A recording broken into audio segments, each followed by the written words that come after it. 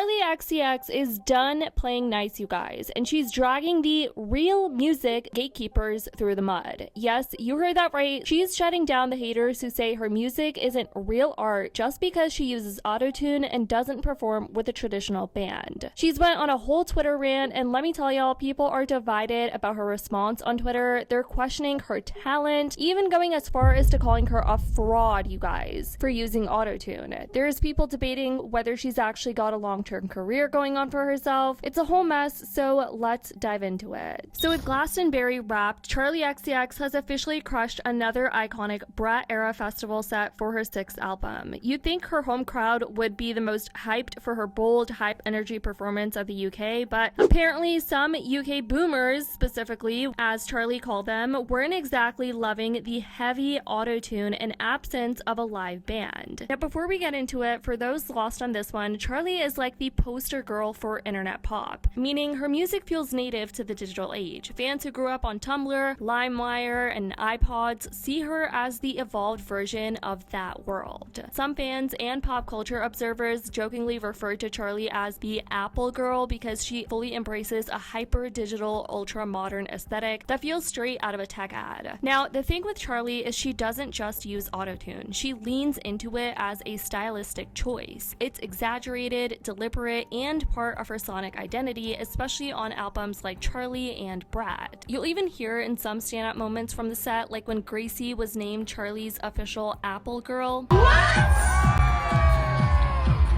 some noise. I think the apple's flying right to the coffin. Things don't happen all the apples golden before. I said the apple dance symmetrical lines. Well, on Sunday, Charli took to Twitter to address the many criticisms she was getting, specifically about comments saying her performance was less than or less authentic because she used autotune. And in true Charli fashion, she had a few things to say, taking to Twitter the morning after her Saturday night headline slot to share her thoughts. She took to Twitter to write, "Really enjoying these boomer vibe comments on my Glastonbury performance. It's super fascinating to me. Like the idea that singing with deliberate autotune makes you a fraud, or that not having a traditional band suddenly means you must not be a real artist is like the most boring take ever. Yawn. Sorry, just fell asleep. XX." She goes again to make another tweet writing, "But to be honest, I enjoy the discourse. In my opinion, the best art is divisive and confrontational and often evolves into truly interesting culture rather than being like kind of okay, easily understood and sort of forgettable." Now, before we get into Twitter going berserk over Charli's tweets and how her tweets created a whole discourse, I gotta give it to Charli in the sense that at least she was honest and admitted to heavily using autotune prior to her show. It's something that she owns and she has publicly talked about, that it's true. She can't sing on pitch without autotune anymore. But you're right. The early work, I could sing in tune, but now I think I've gotten so lazy because I sing with autotune all the time. Like I'm not singing with autotune. But it's a writing unless tool I'm as doing, well, I mean, yeah, of course. But like, you know, unless I'm like doing karaoke, which I actively don't do for this reason, it's like I'm pretty like out because my ear is so used to leaning in. But if you're doing karaoke, you're not. You're just perfectly in. Yeah, amazing. no, I just wouldn't do it. Well, that's why I only do rap at karaoke. Oh yeah. You know. Fair. Well, yeah, because people are like, oh, like, isn't she a singer? And I'm like, well, yeah, but like, have you heard of autotune? You know.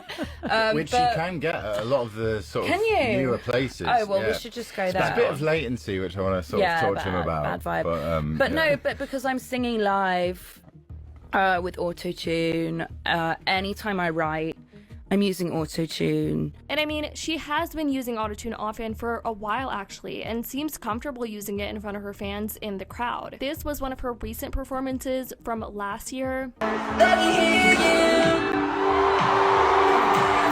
If you had it all, you might wake up and smile and this one for you. 'Cause someone's afraid to make you make up and think you shit.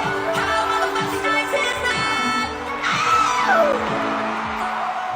Now, her tweet sparked a wave of mixed reactions, you guys. Some people questioned her credibility as a singer because she openly uses autotune, doubting the authenticity of her vocals. On the other hand, though, many fans and supporters pushed back against that criticism, defending her artistic choices again and praising her for embracing autotune as part of her sound. First, you had some users on Reddit saying, "I think it's fair to be pissed off if someone is pretending to sing live but isn't. I don't know if she is or not, but it's not an unreasonable criticism in and of itself. If you can't do it live, don't do it. Or at least be transparent and let people make up their minds as to whether they still want to see you. She was singing live, just singing autotune." This person replies saying, "Using autotune as a deliberate artistic choice is one thing. Using it to cover for not being able to perform your own music would seem to be another. Which one it is in this case is debatable. If she doesn't care for the criticism, that's fine. But claiming to like the discourse only to dismiss any criticism as boring is an odd take. Discourse usually does involve some sort of back and forth disagreement. It also presupposes that nobody but 60-year-old dudes care about the quality of a performance. Does a bit of a disservice to her fan base." Another user goes, "I didn't enjoy her performance. There was very little singing, if any. Mostly it was her stomping across the stage, shouting at the crowd to scream, and a tiny bit of autotune. I switched to Scissor Sisters and started dancing in my living room. It was an effing party, and I loved it. Yeah, I can't help but feel she's kinda lucky that boomer autotune discourse, which is silly and easy to dismiss, has shrouded any potential discourse about her actual performance. I think her live show is really underwhelming, and she could do a lot more to capture the energy of the music, to be honest." And then on Twitter, it wasn't any more united over on there. Some defended Charli's take, others didn't hold back on her. Popting says, "Pop is meant to provoke. You've always been ahead of the curve. Let them catch up. You just can't sing and have to hide behind a tone and stylistic choices to hide the fact that you can't sing." This person even goes, "Fraud XCX. It does make you a fraud, sis. Nobody knows your real voice, and now we know it's awful because of the deliberate autotune." This person says, "The idea that you can't sing and have to hide behind autotune as a stylistic choice because otherwise no one would be interested or pay attention to you as an artist, well, yes, we all know you're untalented. About the ban, I don't know, it's subjective, but about the autotune, except if you're doing something like Xtina did in Come On Over or Char and Believe, it's just cheating. People who aren't in the music industry professionally don't actually know what autotune is made for. They automatically think T-Pain or some shit, when in reality, it's a tool, an instrument that's used in every professional song. They don't understand you can sing, and the autotune is an artistic choice. So I get how annoying that is, because you're not lazy, you're actually extremely talented. Just say you can't sing with your own voice like every other artist on the bill." So as you can see, it's created a whole conversation, and these conversations clearly show how divided opinions are around what it means to be a quote-unquote real artist in modern day. But I want to know what you guys think. What do you think about Charli's take that safe art doesn't change culture, and that her unapologetic divisive style is exactly why she matters, even if she's not for everyone? Let me know what you guys think about all of this in the comments down below. I'd love to know your thoughts. I love you guys so much, and as always, I'll see y'all in the next one.